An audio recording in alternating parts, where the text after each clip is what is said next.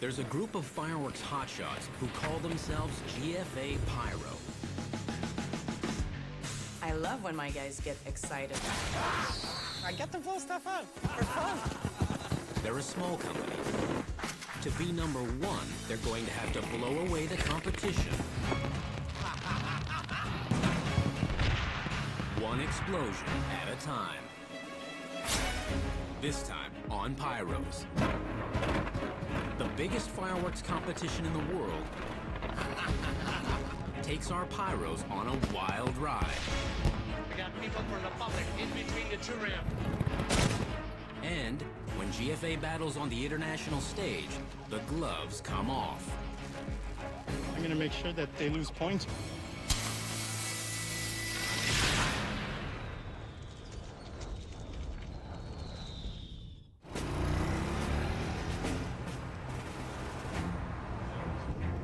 Eric, Philippe, and Benoit are in Berlin. Their mission, go head-to-head with 5 international heavyweights and win gold at the World Championship of Fireworks, Pironao. If you're good enough to win Pironao, you're probably one of the best in the world. The boys from GFA have come ready to fight. But first, they need to find the battleground. I don't know if this guy knows where he's going. Where the hell are we? Turns out the firing site is way across town from their hotel. I thought Montreal's traffic was bad, but Berlin's way worse. We'll never get there. We wanted to get there early because we're always nervous to get the job started. Finally, jeez. Quick, get out, man, Until then, it's just a big question mark. The other question mark is why the competition organizers put them in a hotel so far away.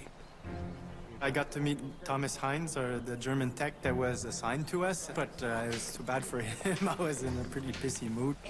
Berlin is sometimes a big city.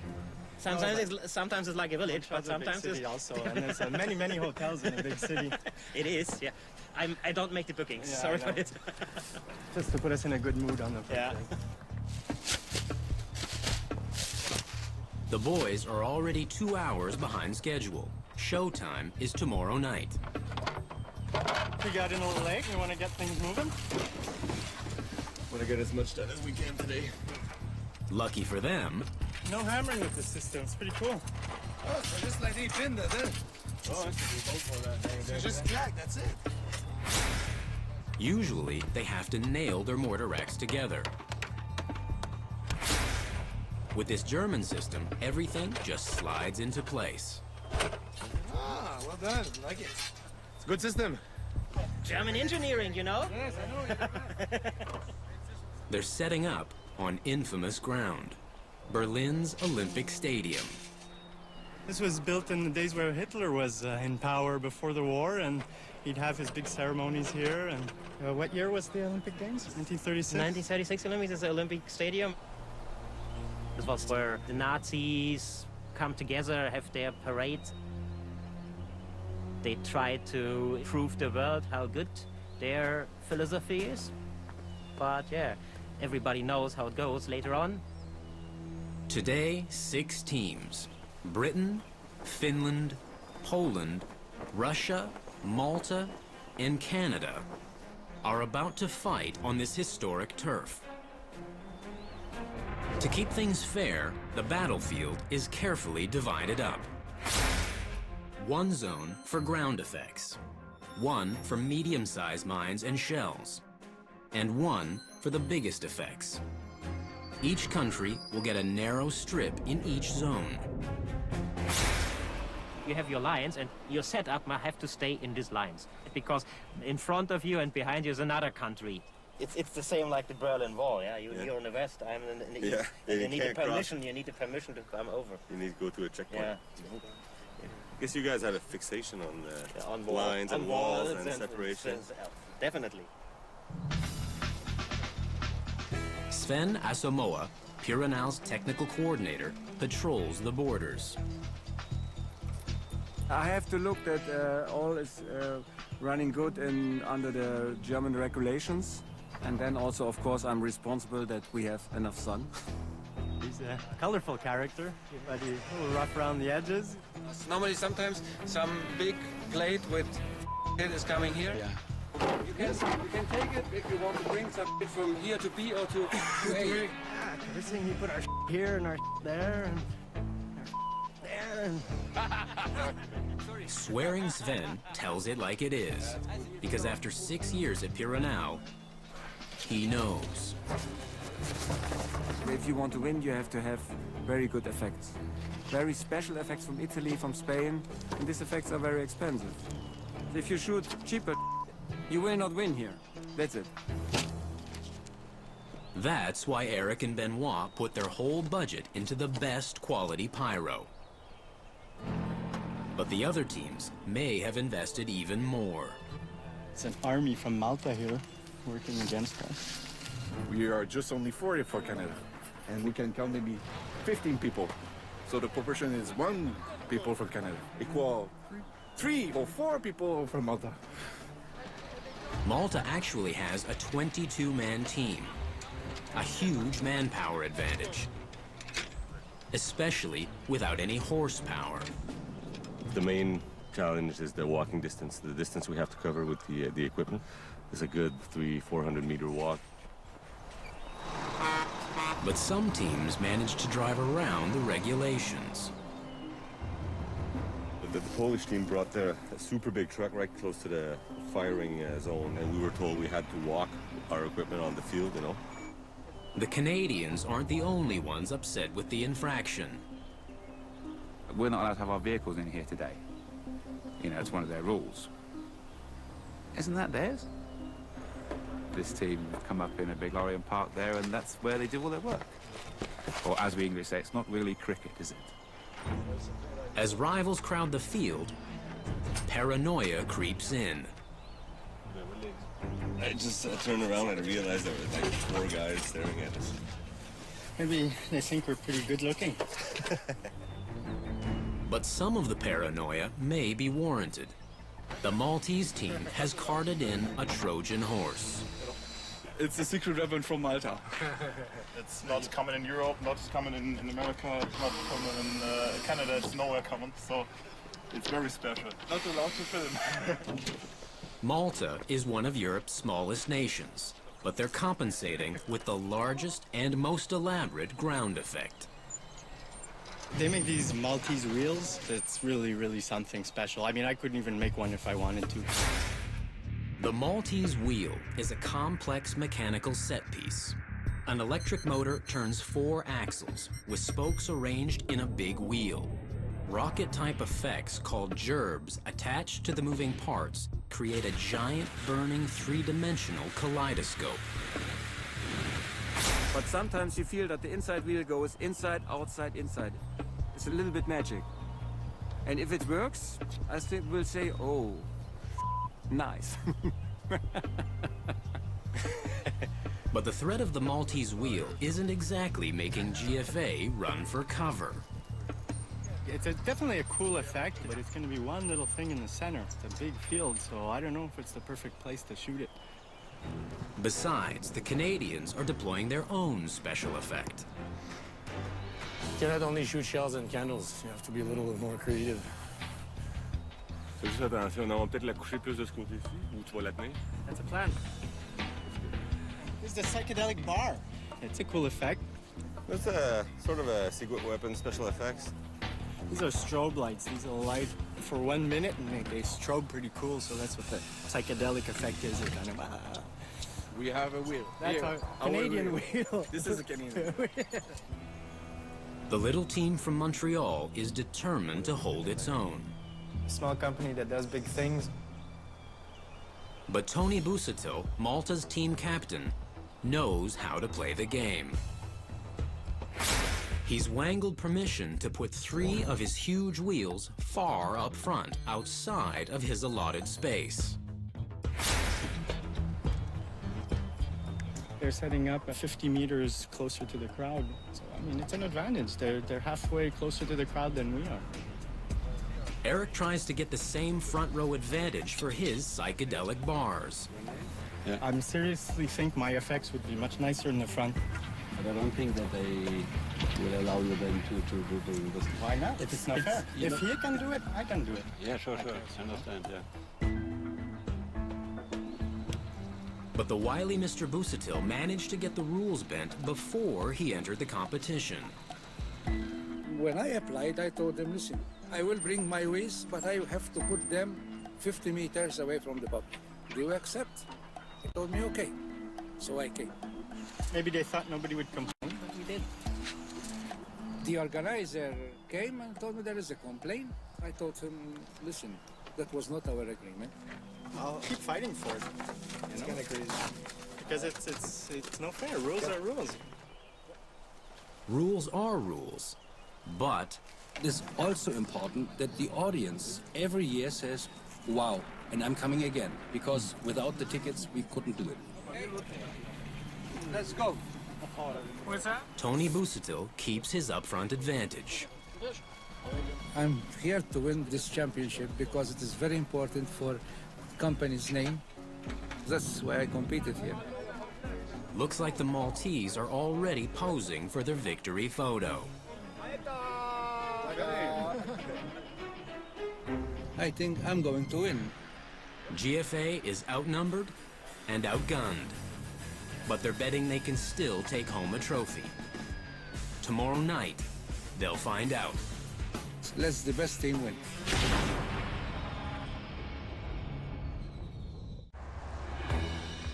The boys from GFA are locked in battle with 5 other teams at the World Pyro Musical Championship in Berlin. Here we are. Tironal. It's day 2, show day. Yeah, today's D-Day. Getting close to the end. Eric's wounds are still fresh from yesterday's conflict. Team Malta erected 3 of their secret weapons inside the no pyro zone and got away with it. Malta, out of all the teams, they're definitely the most aggressive. But there are 4 other armies in this war. The battlefield is filling up with pyro, carefully laid out by the British, the Finns, and the Poles.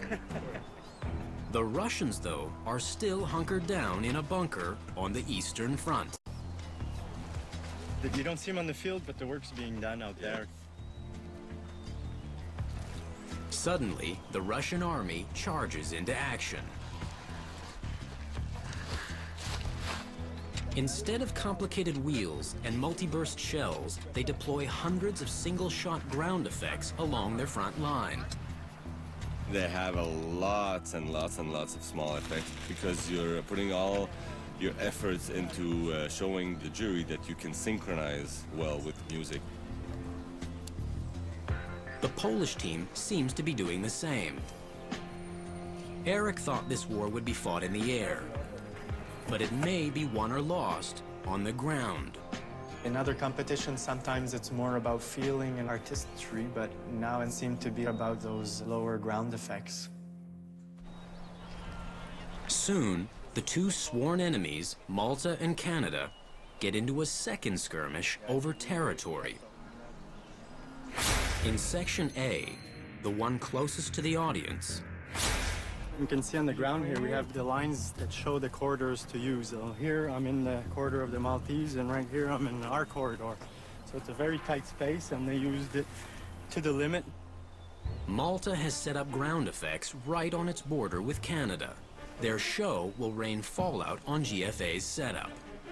They have some effects pointing towards our effects, so the sparks of his fireworks might light ours. It makes you wonder if they did it on purpose. Is this a payback just because we complained to the organization? Sven, the technical director, noticed the same thing we did.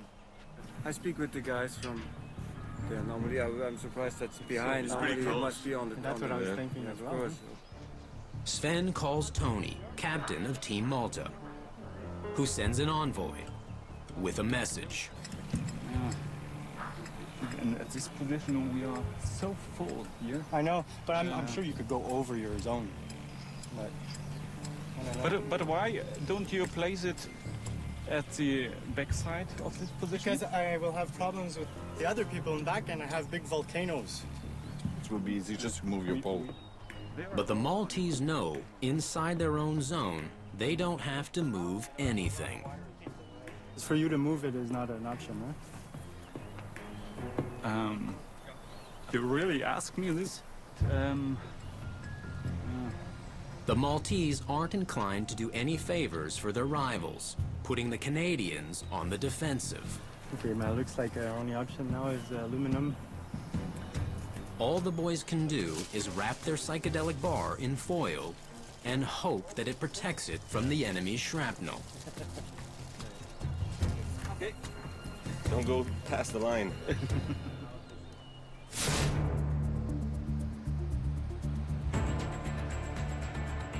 Showtime nears, and over 30,000 people fill the stands. Nice to bring a little souvenir. Yeah, we'll see. So yeah, then, that kind of souvenir I would like. GFA's arch nemesis, Malta, leads off. Malta Fireworks, Johnny Busutil.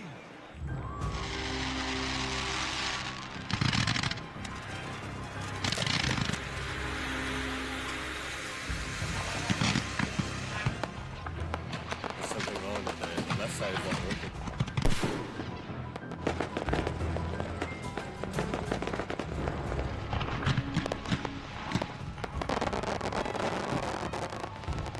Oh, there you go. Now you have both sides.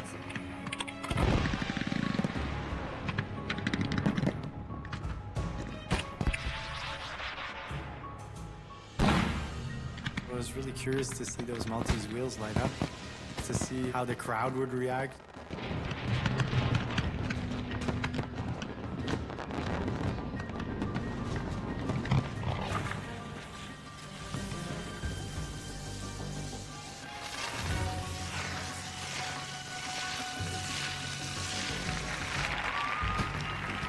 The Maltese wheel turns out to be a huge hit.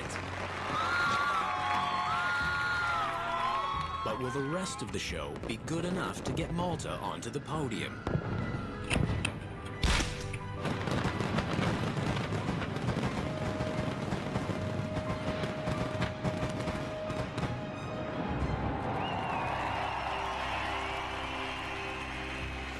I thought it was a good show, you know, completely different from our show, so really hard to compare. Tony gave it his best shot. The Russians are on deck with their intimidating armory of single-shot effects. We've just heard over the radio that they've been having problems with their firing system. That's not too good for them, though.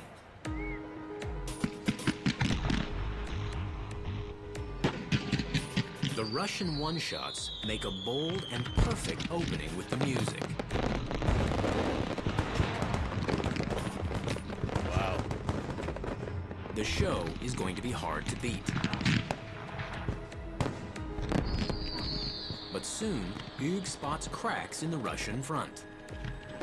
Yeah, there's some stuff missing. You can see the left side of the field's not firing, and then the right side of the field is not firing. The British show has its own problems. It starts big, but goes out of sync with the music. In a pyro-musical contest, that can ruin their chances. I think the British show was not tight, not synchronized enough to be even considered on the podium. Poland won the silver last year.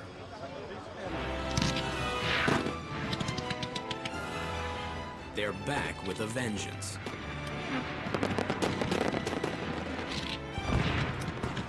They want the gold this year. The Polish show's good.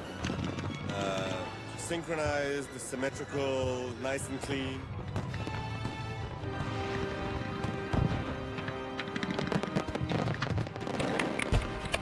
The Polish finale is the most spectacular yet.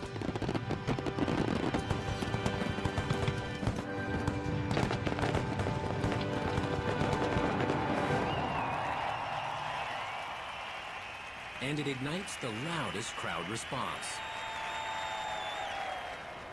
Nice product. Good show. Now, Canada has got to follow that performance. From our point, we are okay, yeah? I'm ready to shoot. Okay. For GFA, it all comes down to the next 15 minutes. Hey, nobody step on those wires, otherwise I get crazy, man. Adrenaline is at its maximum. This is it. This is what we work for. Aus Kanada, die Group Fiat Lux Ampelmann.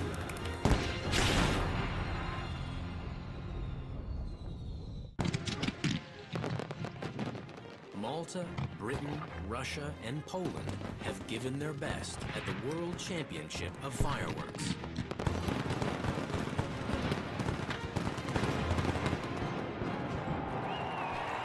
GFA is next. I'm ready to shoot. Okay. Sven für Thomas. Von unserer Seite ist okay. A good showing tonight could catapult GFA into the big leagues. After the Maltese show, we were pretty confident GFA could have a really good chance to be in the first three position. Aus Kanada, die Group Fiat Lux Ampelmann.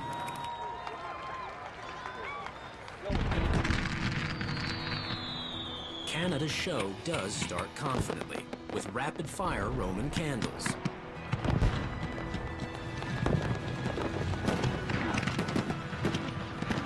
And margarita shells with silver whirlwinds.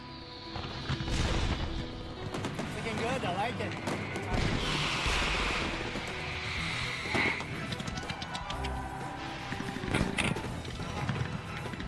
The show builds. Eric and Benoit chose their effects carefully, and they've placed them with precision. The psychedelic bars frame the finale.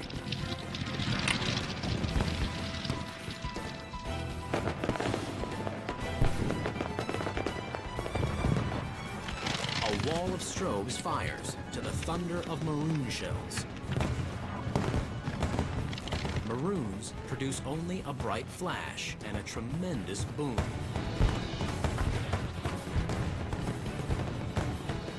No other team has shot anything like them. Malta's team leader takes note. I'm happy, man. Good job. I'm happy, man. I'm really happy. It wasn't like an over-exaggerated, fill the sky. It was precision, nice product at the right moment in the music. I think we're in it for sure. We had close to a perfect fire, so really happy with the way it turned out. Malta fired their show first, but Tony Busatil still has one more shot. And he's got GFA in his sights. They have used something which they were not supposed to use. We call them maroons, which makes a big bang, like a bomb, boom, boom, boom. So we have to see about it. Yeah. Tony lodges a complaint with the officials, but GFA still doesn't know they may have shot themselves in the foot. Now we can relax and have fun. Last is the team from Finland.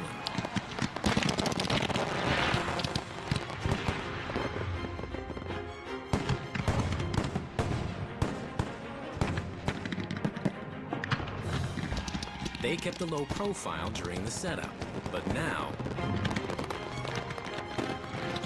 Never heard of Finland and fireworks, never heard of this company.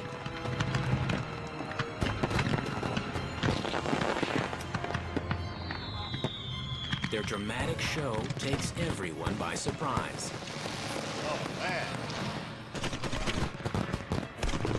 Timing. Mix of shells. Music. It's all there.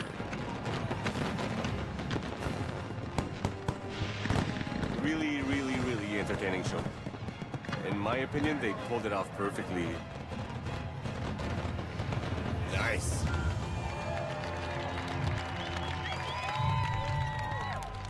I'm super impressed. I watched the show and I went, ouch. Yeah. I think the finish show was probably one of the best pyro shows I've saw in my life.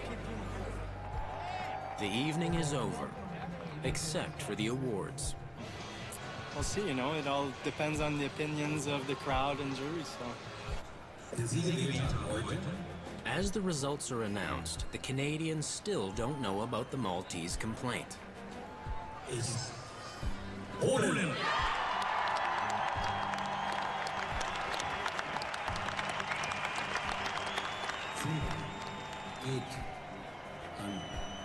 Europyro Finnland.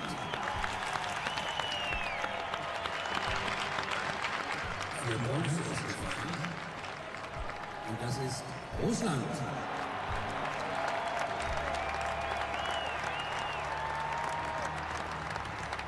All the teams on stage, please. The boys from GFA believe their show was better designed and better executed than the Russians. Mine between Finland and Poland in first and second prize. I'm a little bit surprised with the Russians in third. I think there's too many technical mistakes for them to win. Next morning, Eric and Hugues finally find out they shot themselves down with their own maroon shells. We call that in German Blitzknallbombe. This is an effect which just makes noise. No effect. This is strictly forbidden. GFA misread the rules. We thought we were allowed to use it with another product in the sky at the same time. It was really disappointing to hear that we would most likely have been into the top 3 prizes of the competition. During the setup, GFA complained that the rivals weren't playing by the rules. The irony isn't lost on Eric. I'm making sure everybody else is following the rules and I'm the one that loses because of them.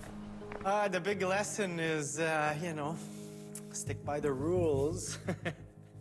Next, GFA helps a British team pull off a mammoth show at an amphitheater made for pyro. The war is over, but the bombing continues. Oh my God, arrêtez-les.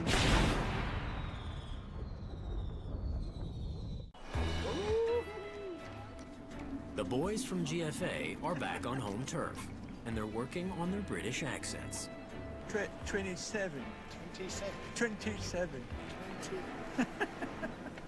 They're not battling the Brits anymore. Today, they're allies.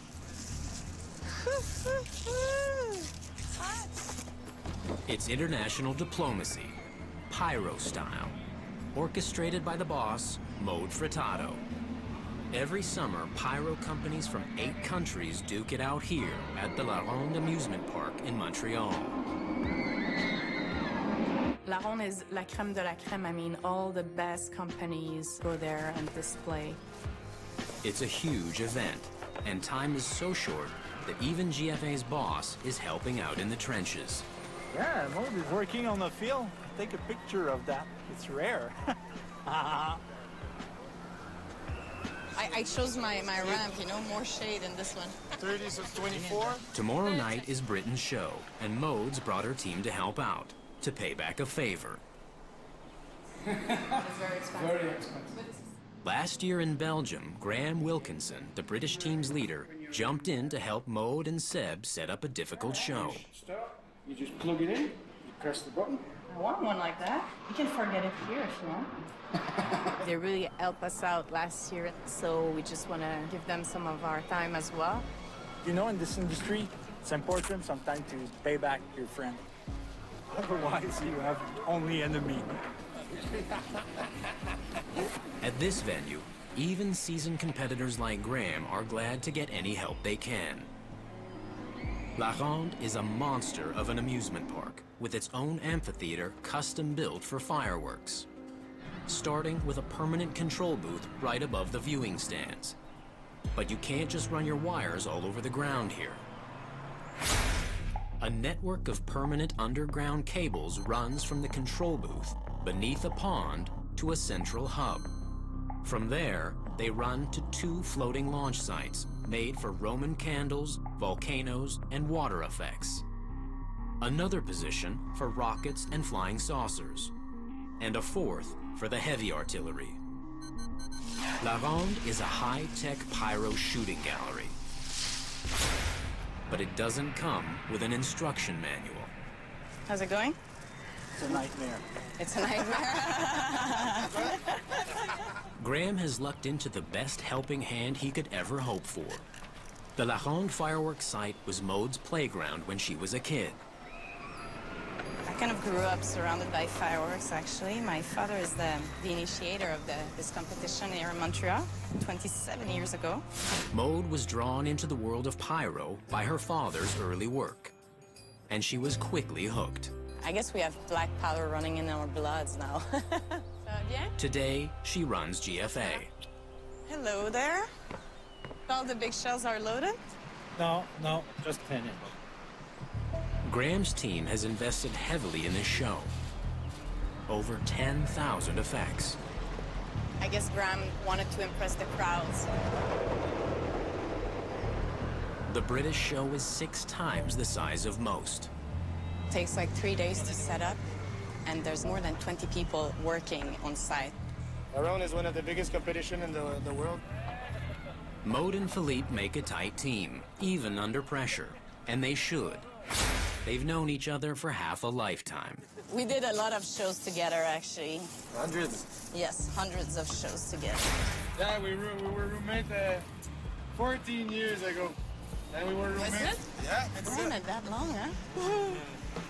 After working so much together and spending too much time together, at one point we were like, ah, no more. Actually, she wanted something more, and I said no.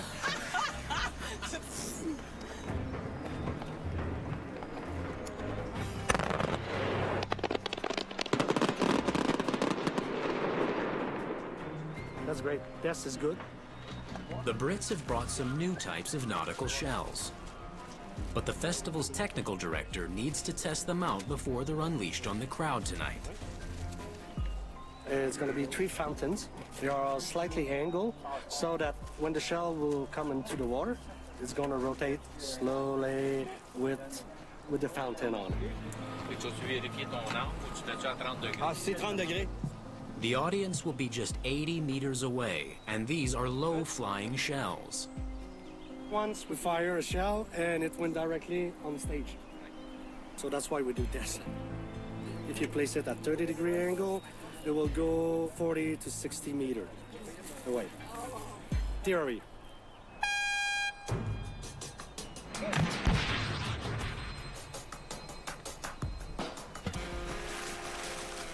Yes, it's working perfectly.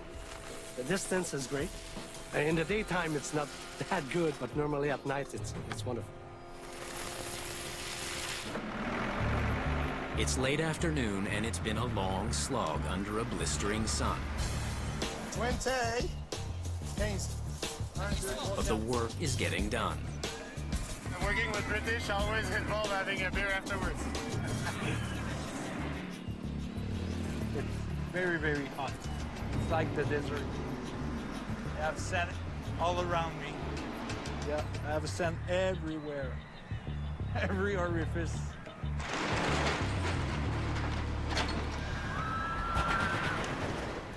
Day's end.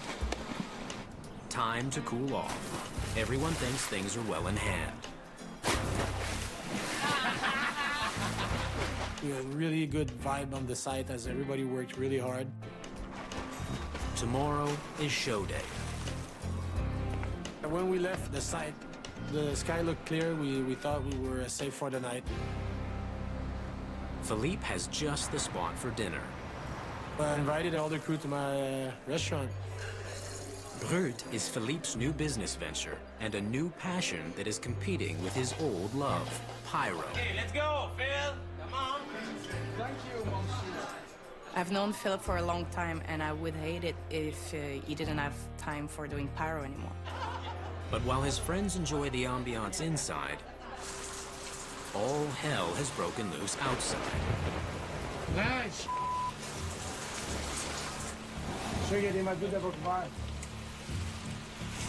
It's raining pretty intense right now, so it's quite surprising. We're getting a little worried for how the material was covered. Maybe woke up tomorrow with many problems tomorrow at La Ronde. A single hour of a storm like this can wash away days of hard work. And the show is only 21 hours away.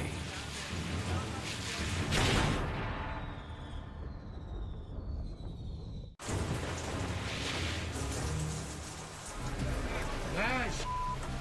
Less than 24 hours before showtime at a huge fireworks competition, a surprise thunderstorm threatens to wash GFA's work down the drain.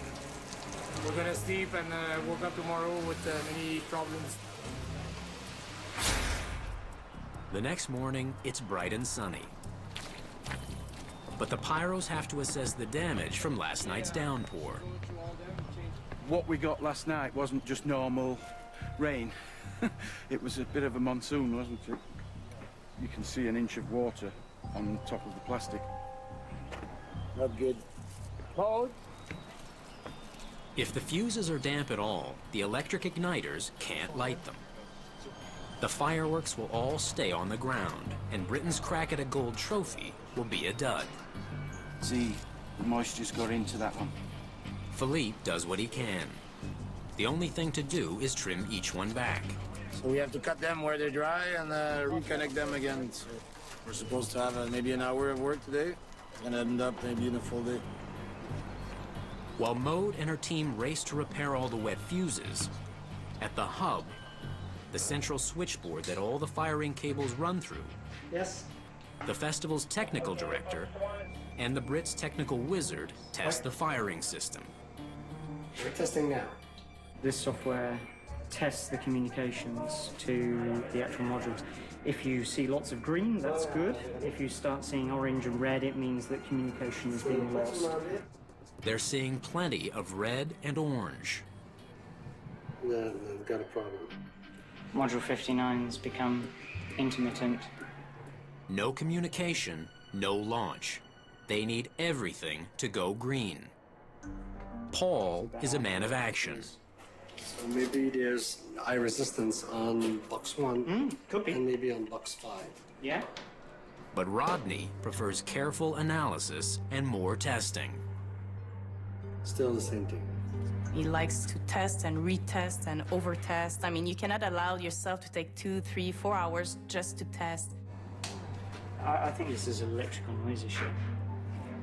An intermittent connection is a pyro's nightmare. You think you have found the solution, but half an hour later, it's not okay. What would cause a signal to come and go? 55, 60, and 65. We refer to this as chasing ghosts. There may be ghosts in the machine, but crowds of real people are already gathering outside. It's less than 3 hours till showtime. And Graham and the team are feeling the pressure. Have we done everything? Testing? No. Ramp 1. Still on ramp 1? Yes. It was taking forever. We just wanted to get rid of that testing. You can't go running all over the place, otherwise you're just not going to fix anything. Then, Paul has a hunch. Paul, François? He thinks the intermittent connection could be caused by too many short cables strung together in a row. Listening? Let's put the one in bunker 5. Try it in bunker 4. Okay. We've added a lot of small cable together, but at each junction, it creates a resistance on the network. Paul wants to try replacing those cables. It's the only idea he can come up with. So now François changed it for only one cable. If this doesn't work, a lot of Team Britain's big shells won't be firing tonight. Okay, you can test now. Thank you very much. Yeah. Well done. A single new cable put an end to hours of troubleshooting. And that cable makes Maude and Graham as ready as they'll be for tonight's show.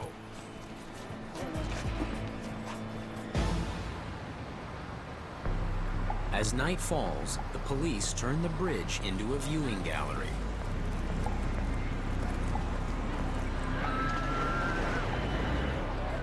More than 250,000 people flock to the site. 3 minutes to go. Everyone's hoping Paul's last-minute cable switch has chased away all the ghosts.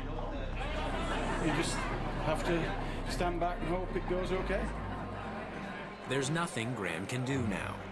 He takes a seat in the stands, along with Mode. We are still waiting till it go up to 21:59. Then we'll know if everything's working. 30 seconds to time code. There is a degree of apprehension when you're going into the final minute of countdown.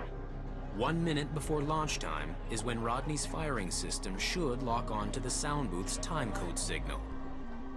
3, 2, 1, time code.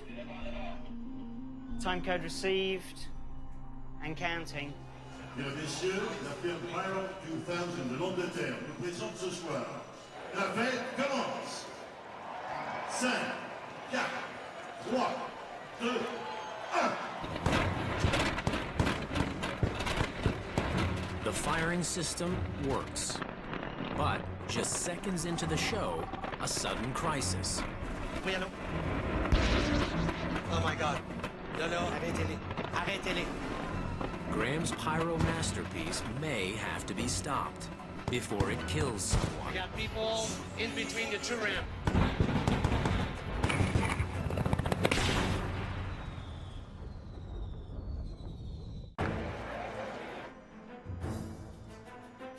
Time code received and counting. Mode and her team have wrestled a gargantuan British show to the starting line. 5, 4, 3, 2, 1. But just seconds after a triumphant beginning, it may all be over. Oui, allô? Oh my God. Non, arrêtez-les. Arrêtez-les. Non, on peut pas arrêter ça. Si j'arrête le feu, c'est catastrophique. We got people in between the two ramps. People from the public. The firing ramps are alive with exploding rounds. It's dangerous now, but soon, Graham's biggest shells will be going off. If Paul can't clear the intruders before that, he and Rodney will have to stop the show. Non, intervenez. Qui c'est qui est là? C'est la sécurité qui est là? Security races into the breach. But from up here, the crew can't see the interlopers. The pyros gamble. They let the show go on and pray no one's in the line of fire down there.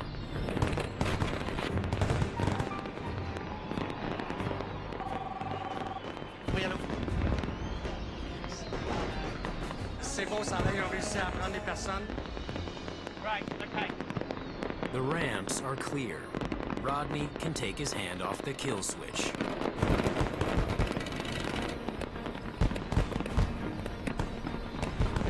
The rest of Graham's 10,000 effects launch on the water. And the water ballet. Off the ramps. And deep into the sky.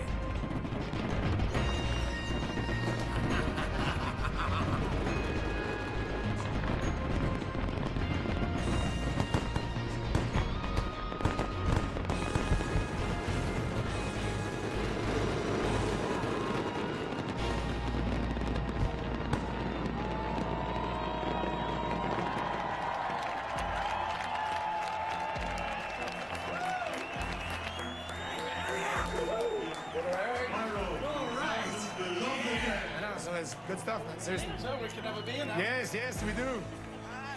One day, I would love to win this competition. There's still a place on my desk for the gold trophy, eventually. Mode has done her bit to keep her dad's legacy alive and helped her friends pull off a spectacular show. But she won't get the same help in Britain. Next time on Pyros, GFA heads across the pond to Blackpool, England. What's wrong with you crazy people doing here? Where the helping hand This is good weather. is the one that sinks them. Oh! As they try to launch pyro off a windswept pier.